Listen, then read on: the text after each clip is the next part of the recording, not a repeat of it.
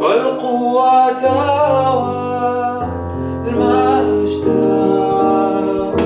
من الأزل إلى الأبد.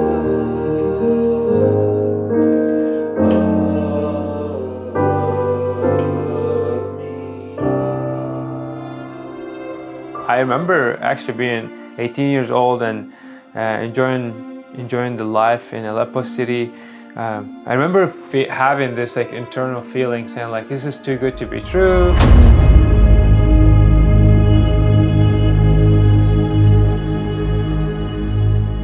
In 2011, a protest started happening in our country, and then that quickly escalated and turned into a civil war. The days that you would leave the house and we would say goodbye as if this is literally the last time we will see you. Mm-hmm. And every time you'd come back from school, like we would hug you as if you just came back from World War II, you know, or something. You were lost and you were found, you know. We found ourselves as refugees. Yes. After we kind of forced out. Yeah, we made the decision to move, to flee for our lives. Yes. And the next step is you are a refugee. Mm-hmm. The pastor's wife, on our third night there was like a celebration in the village that the pastor lived in, and there was some fireworks. And I remember her, after the fireworks started coming and like knocking on the door of our room, opening the door quick and said like, guys, don't worry. This is not bombs. This is not like just fireworks. In Syria. It's just fireworks. People are celebrating outside. Yeah. So think of like how sensitive they were as God's people to our feelings. And they cared about even calming us through maybe a traumatizing time of our lives through like these little details. One of the biggest fears that I had while during our time there is I was 20 and I'm like, oh, I'm losing time of my life. I'm gonna lose a year or two. And she would always comfort us. Or I remember she would always tell me like, you know, in 10 years, you're gonna look back and you're not gonna think about the 2 years you've lost. You're gonna look back and you're gonna just remember how God was faithful. We really wanted to stay in Lebanon because our lives were getting back to normal. College was amazing in Lebanon.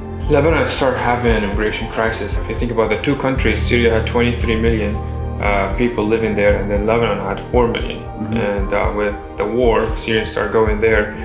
If you have 50% of the population is refugees, and imagine what that does to the economy, to everything, to the whole country. So the Lebanese government had to impose some sort of regulations and stop accepting Syrians. And again, we were faced with the big decision that as Syrians in Lebanon, we had to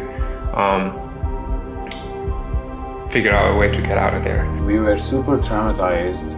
Because think of like losing college in Syria because of the war, then going to college in Lebanon, then losing college in Lebanon, losing the band in Syria and the ministry in Syria, then losing the band and the church community and the church community in Lebanon. You know, so every loss we have gone to twice, and I do feel like we had no choice but trusting in Jesus, but clinging tight to Jesus. It paid off. Like after we were ripped out of Lebanon, there was a second kind of problem that we were facing, but maybe at a bigger scale, because you crossed the continent, you know, like you crossed the ocean and you came to a new continent, and now you're meeting a pastor and a family that you've never met before that offered you to live with them for a year. I was on the worship band last Sunday back in Lebanon, and today I'm in Milwaukee, Wisconsin, and I can't play and I don't know any of the songs, and I felt like, and who knows if I'm gonna be able to do it again. I felt like I will never be able to play on the worship team again. God doesn't delight in our pain. He doesn't like us to go in pain, but I think this pain can be used to grow us and mature us if we allow ourselves to see God's hand working through the painful times. Like I couldn't imagine going through this, what we went through, without having all these people around us through every step, every journey. And it wasn't always the same people, but it was the church. And I think that is just the pure love of God.